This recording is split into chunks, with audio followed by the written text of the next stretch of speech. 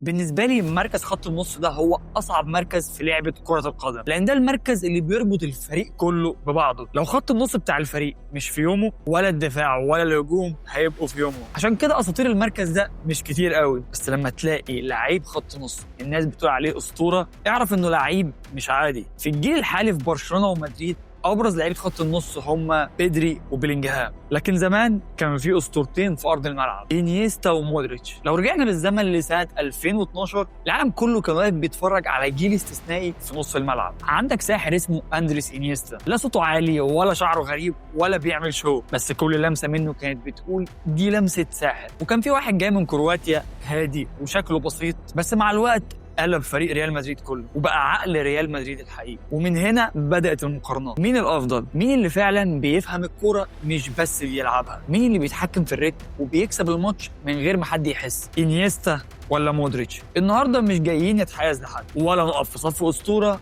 ونظلم التاني. عندنا النهارده 14 معيار هنشوف فعلا مين هو الافضل. بس قبل ما نبدا اعمل لايك وانزل اعمل سبسكرايب عشان عايزين نوصل لل1000 سبسكرايبر قبل بدايه السنه الجديده. عارف ان هي صعبه شويه عشان السنه الجديده خلاص قربت، بس انتوا قدها. وروح هات حاجه تشربها وتعالى عشان تستمتع بمقارنه اتنين من افضل لعيبه خط النص في التاريخ. المعيار الاول اللياقه البدنيه. مودريتش لاعب عنده لياقه بدنيه قويه جدا، لحد سن كبير لسه بيلعب في مستوى احترافي، ومن سنتين رغم انه كان سنه كبير كان عنصر مهم جدا في فريق الريال، ودلوقتي في ميلان من اهم لعيبه الفريق ان ما كانش اهمهم. انيستا بقى ذكي وبدنيا كويس كمان، بس النقطه هنا ممكن اديها لمودريتش عشان لحد سنه الحالي لسه مكمل في مستوى عالي، فالنقطه هنا للوكا مودريتش. المعيار الثاني التحكم في الكوره. لو هتشرح لحد يعني ايه تحكم في الكوره شغلوا فيديوهات انيستا اسهل. انيستا مش بس بيستلم، ده بيستلم وهو عارف هيلعب ايه قبل ما الكرة توصل له. استلام تحت ضغط، حركة في النص، استلام من لفة واحدة اللي يكسر بيها اتنين، كل ده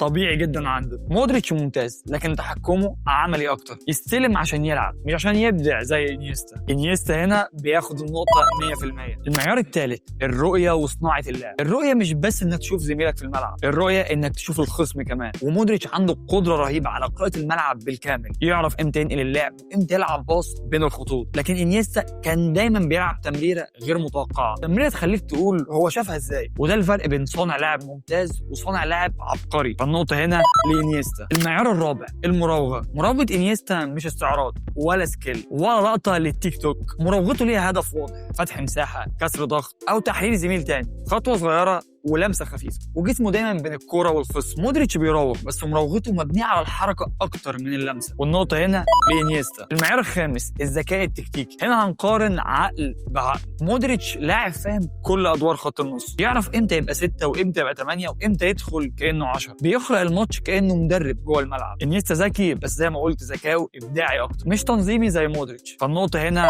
لمودريتش. المعيار السادس الدفاع وقطع القوه. مودريتش دايما بتلاقيه راجع وبيساعد الظهير، يقفل العمق ويقطع باص، يعمل شغل دفاعي من غير ما تحس بيه. انيستا مش ضعيف بس مش ده دوره الاساسي، فالنقطه هنا لمودريتش. المعيار السابع التمريرات القصيره. التمرير القصير هو روح برشلونه، وانيستا هو القلب، دقه وتوقيت واحساس بالمساحه. تمريره منه يخلي الفريق يطلع من ضغط خانق بكل سهوله. مودريتش ممتاز بس مش بنفس السلاسه، فالنقطه هنا لانيستا. المعيار الثامن التمريرات الطويله. هنا مودريتش يظهر بقوه، نقل اللعب من طرف لطرف، فتح الملعب بالكامل. انيستا عالمي بس مش متخصص في النوع ده، فالنقطه هنا للوكا مودريتش. المعيار التاسع التسديد من بعيد. مودريتش عنده تسديدات تاريخيه، اهداف تحفه، زوايا صعبه وقوه ودقه. انيستا برضو بيسدد وكويس جدا، بس النقطه هنا للوكا مودريتش. المعيار العاشر الاهداف الحاسمه. في اللحظه اللي كل الدنيا فيها ساكته انيستا بيظهر. نهائي كاس العالم، نص نهائي كاس العالم، نهائي دوري الابطال، وماتشات مفصليه كتير مع برشلونه واسبانيا، دايما موجود في المشهد الاخير. مودريتش تاثيره تراكمي اكتر، مش لحظه واحده زي انيستا، فالنقطه هنا لانيستا. المعيار ال11 القياده. مودريتش قائد بالفطره، صوته مسموع، شخصيه قويه، وجوده بيفرض احترام على طول. انيستا برضه وجوده بيفرض احترام اكيد، بس مودريتش قيادي اكتر في الملعب، فالنقطه هنا لمودريتش.